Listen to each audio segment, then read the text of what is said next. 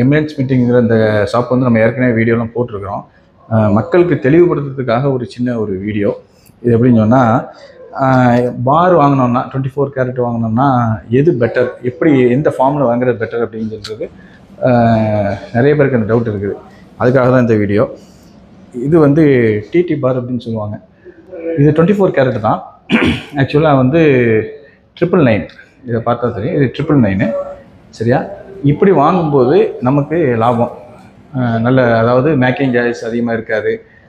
Rate வந்து நல்ல ஒரு இன்றைக்கி என்ன ஆக்சுவல் 24 கேரட் ரேட்டோ அதுலேருந்து ஒரு 15 ரூபாலேருந்து 20 ரூபா கம்மியாக கிடைக்கும். எக்ஸ்ட்ரா சர்டிஃபிகேஷன் சார்ஜஸ் அப்படின்னு ஒன்று வரும். சர்டிஃபிகேஷன் சார்ஜஸ் வந்து இருக்காது இந்த மாதிரி வாங்கினோம்னா.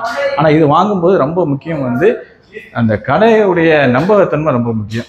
ஏன்னா நீங்கள் எந்த கடையில் வாங்குறீங்கிற நம்பகத்தன்மை ரொம்ப முக்கியம். ஏன்னா இதில் போலிகள் வர்றதுக்கான வாய்ப்பு அதிகம்.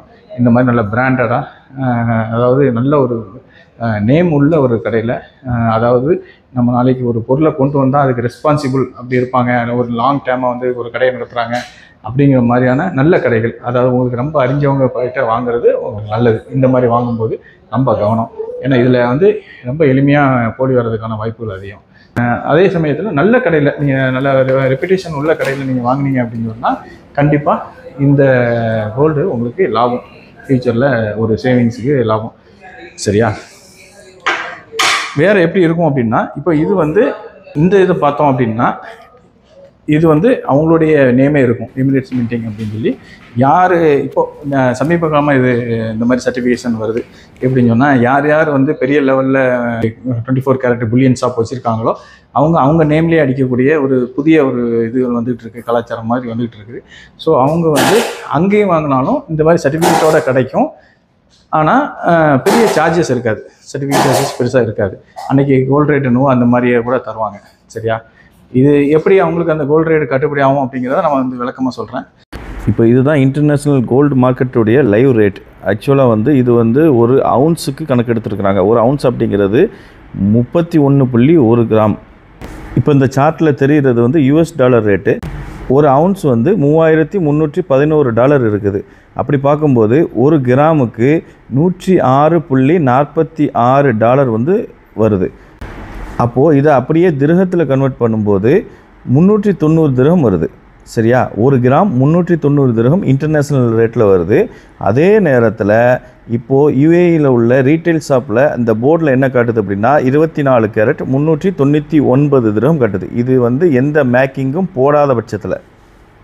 அப்படி இருக்கும்போது இந்த வித்தியாசம் தான் நம்ம சொல்கிறக்கூடிய புல்லியன் ஷாப்புக்கும் சாதாரண ரீட்டைல் ஜுவல்லரிக்கும் உள்ள விலை வித்தியாசம். எப்போவுமே மொத்த விற்பனை பண்ணுறவங்களும் சில்லறை விற்பனை பண்ணுறவங்களும் ஒரே விலை தர முடியாது. அதுதான் இந்த தங்கத்துக்கும் பொருந்தும். இன்றைக்கி போர்டில் என்ன இருக்குதோ, அதாவது இன்னும் சொல்லப்போனால் இந்த மாதிரி புல்லியன் ஷாப்பில் வந்து நீங்கள் ரீட்டெயிலில் பார்க்குறீங்களே அந்த ரேட்டை விட இங்கே கம்மியாக கிடைக்கும். அதாவது ரீட்டைல் ஷாப்பில் நீங்கள் பார்த்துருப்பீங்க, ஜுவல்லரியில் இருந்தால் 24 கேரட் இவ்வளோ, 21 கேரட் இவ்வளோ அப்படிலாம் போட்டிருக்கோம். அந்த 24 கேரட்டில் என்ன ரேட் இருக்குதோ அந்த ரேட்டை விட இங்கே கம்மியாக கிடைக்கும்.